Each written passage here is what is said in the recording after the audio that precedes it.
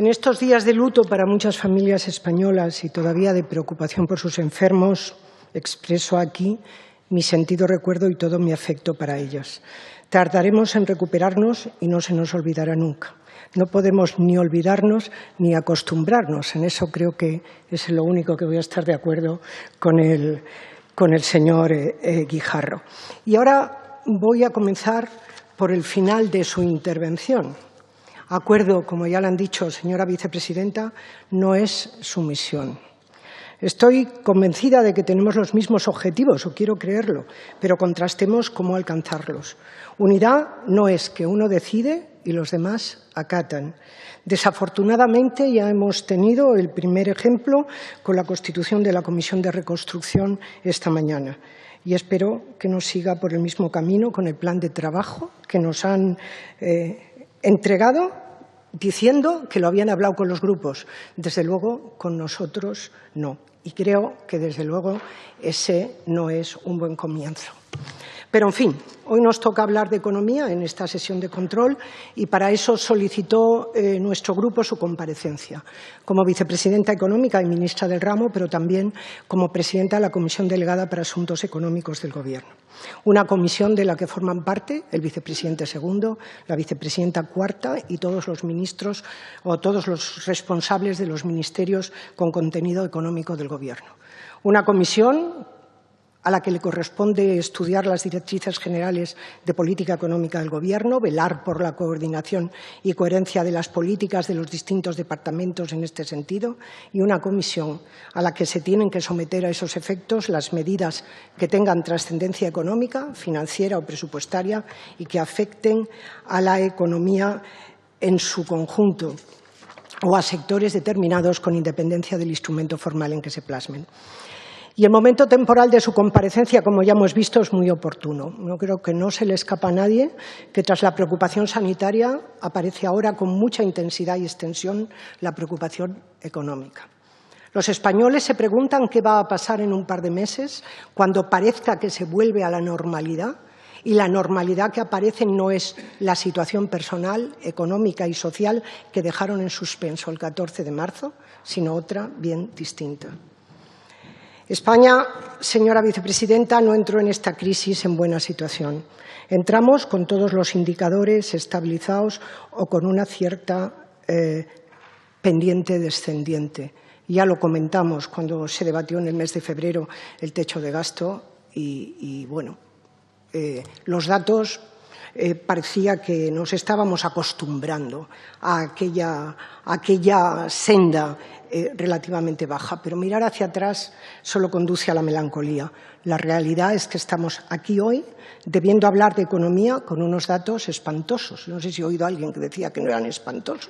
Son espantosos, con la necesidad imperiosa de que se tomen las medidas necesarias para hacer que cambien y, además, procurando que el sufrimiento para los españoles, su impacto para las familias, sea el mínimo posible. Me voy a referir a algunos. Ya hemos hablado de datos, pero yo creo que es bueno recordarlos. La energía eléctrica corregida cayó el 6% en marzo, el 16,7% en abril. La matriculación de automóviles el 69,3% en marzo y el 96,5% en abril.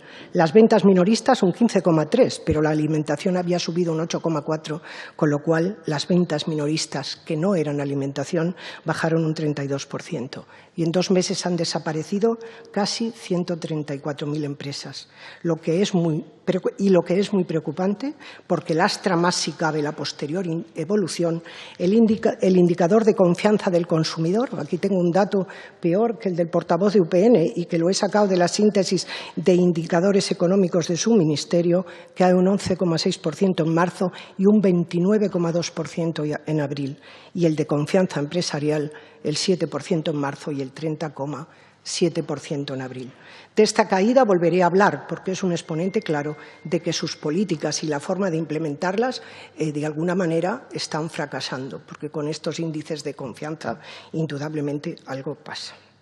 El pasado 30 de abril ustedes presentaron en Bruselas el Plan Nacional de Reformas y la actualización del Programa de Estabilidad 2020 del Reino de España, incorporando unos datos muy preocupantes en términos de crecimiento y empleo.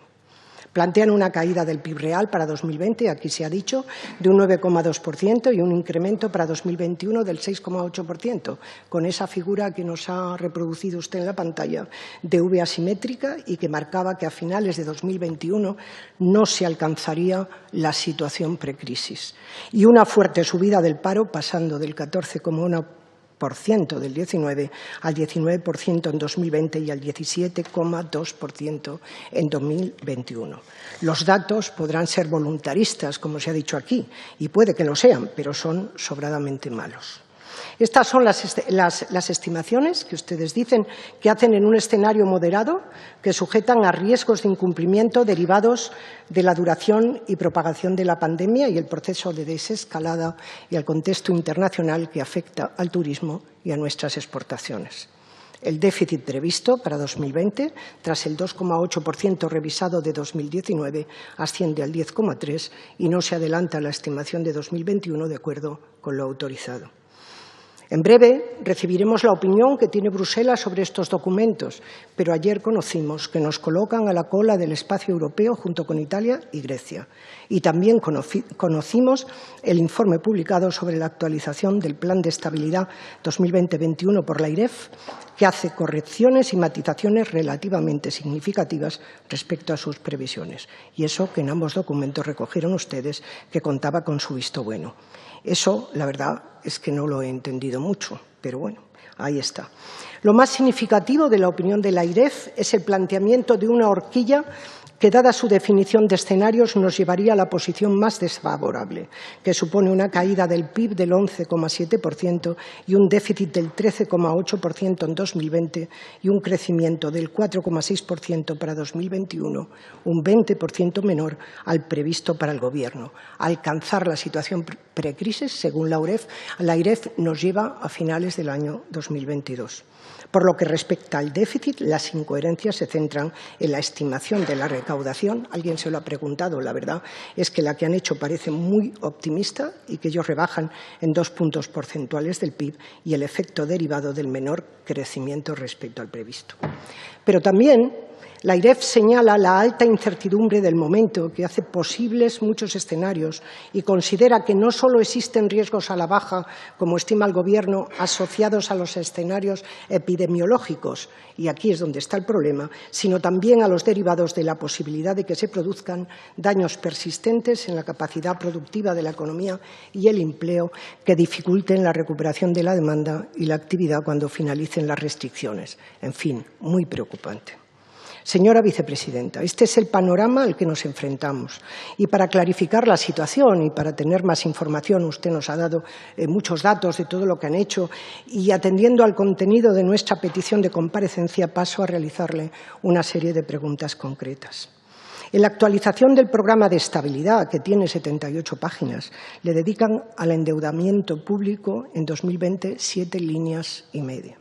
Únicamente señalan que en términos de PIB estiman una subida de 20 puntos porcentuales, de los que 10,8 corresponden al efecto aritmético de la propia caída del PIB. Pero nada dicen de cuál va a ser la necesidad de endeudamiento ni cuáles van a ser las necesidades de refinanciación. ¿Qué plan de emisión de deuda tienen? Porque, señora vicepresidenta, no la tienen actualizada. ¿Cuáles van a ser sus necesidades de liquidez? ¿Cómo van a afectar el SEPE y la Seguridad Social a estas necesidades? El ministro Escrivá nos dijo hace un par de días en sede parlamentaria que en verano volvería a necesitar fondos, pues habría consumido la totalidad del préstamo que le había dado el Estado y que, por cierto, era la totalidad del crédito que había en el presupuesto prorrogado. Y la financiación adicional para las comunidades autónomas, que la ministra de Hacienda dijo que sería con cargo a deuda estatal. Y la renta mínima, de la que también habló el ministro Escrivá, esta es con cargo a la Seguridad Social, pero desde luego será más déficit y más deuda. Por cierto, ni las entregas adicionales a las comunidades autónomas, ya sé que se consolidan, pero si es financiación será más gasto, ni la renta mínima están incluidos en el plan de estabilidad, y eso que suponen más de 1,5 puntos porcentuales del PIB. ¿Cuánto van a solicitar del mercado? ¿Cómo esperan que evolucione nuestra prima de riesgo? Ya ha visto que nos ha dicho que no vamos a tener incremento de coste de la deuda, pero, en fin, no parece que que estén los tiempos para eso, a no ser que haya otro tipo de medidas? ¿Cuánto más nos va a costar la financiación respecto a la de 2019? Y también sobre esta cuestión pasan de puntillas en lo enviado a Europa.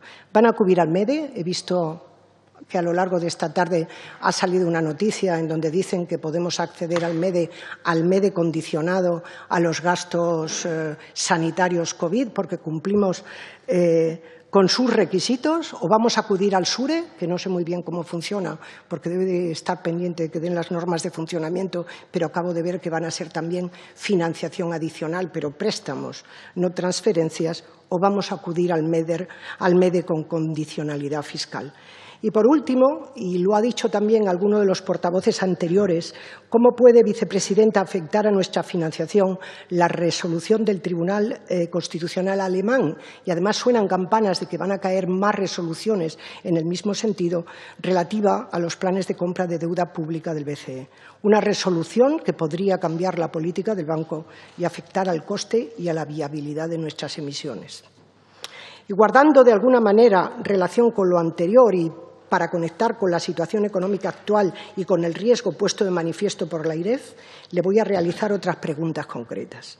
Anteayer salieron los datos del paro y los que tuvimos ese gusto, yo lo tengo, es un poco masoquista, escuchamos las manifestaciones de la ministra de Trabajo y su secretario de Estado presentándolas. Ambas intervenciones, señora vicepresidenta, señor Guijarro, con el debido respeto, fueron como mínimos frívolas e irrespetuosas ante la gravedad de la situación. ¿Usted cree que se puede hacer alarde de las cifras de paro y de que era la cantidad mayor a la que había tenido que hacer frente el SEP en su historia? ¿Ese es el objetivo de la política económica de su Gobierno? ¿El de pagar cuantas más prestaciones mejor? Desde luego, oyendo a algunos de sus socios, lo parece.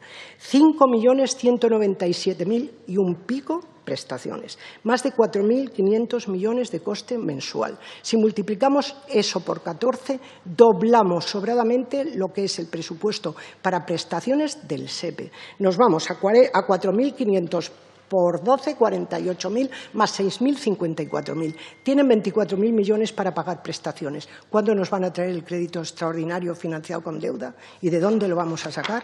En fin, ¿le parece a usted adecuado que haya más de 20 millones de personas colgadas del presupuesto público?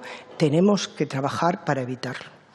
Los sucesivos reales decretos leyes han ido incorporando medidas que parece que han girado en su objetivo desde los esfuerzos para mantener nuestro tejido productivo a proteger a todos los afectados por el cierre de la actividad como consecuencia del confinamiento. Entiéndame, no es que no esté de acuerdo con proteger a las personas, es que creo que de lo que se trata es de no tener que protegerlas. Se lo planteó usted no solo en su condición de ministra de Economía, sino también como responsable de la CDGAE, de la que forman parte tanto el vicepresidente segundo como la ministra de Trabajo, a las que les gustan estas cosas. Reales decretos leyes, por cierto, de cuyo contenido nos hemos enterado semana tras semana en los monólogos sabatinos del presidente del Gobierno. No abren de acuerdo ni de comunicación ni de que unidos avanzamos, sino háganlo porque ustedes son el Gobierno y son los que pueden. ¿Conoce, señora vicepresidenta, los requerimientos de los distintos sectores productivos que plantean cuestiones de puro sentido común para que su actividad pueda ser viable en el medio y en el largo plazo? ¿No es eso lo que interesa? ¿Cuál es su opinión respecto a las rigideces en la aplicación de los ERTE que Real Decreto Ley tras Real Decreto Ley han ido cambiando en su regulación? Se habla, usted misma lo ha hablado esta tarde, de que se van a flexibilizar de acuerdo con las necesidades de los sectores, pero no acaba de resolverse nada, porque la última información que tengo es que la propuesta que se ponía encima de la mesa era todavía mucho más agresiva contra las empresas y su futuro que la que teníamos en la mano. En fin, le recomiendo que repase las enmiendas que hemos registrado respecto al Real Decreto Ley 8, que estaban, pero las hemos puesto, que creemos que pueden resolver el problema y que no les atan de manos, porque al final dejamos al Gobierno la decisión para que tome las medidas, para que vayan entrando en la normalización las distintas empresas según sus necesidades. Si no se acierta, señora vicepresidenta, será un desastre, porque nos estamos jugando mucho en términos de riqueza y empleo, que es lo que nos importa. Recuerde el riesgo que ha señalado la AIREF. Y no jueguen con ellos, los ERTEs, porque hacer chantaje político, que no jueguen con ellos para hacer chantaje político, porque no me extraña que quien está afectado no entienda nada y que piensen tirar la toalla. Así, el índice de confianza empresarial está por los suelos.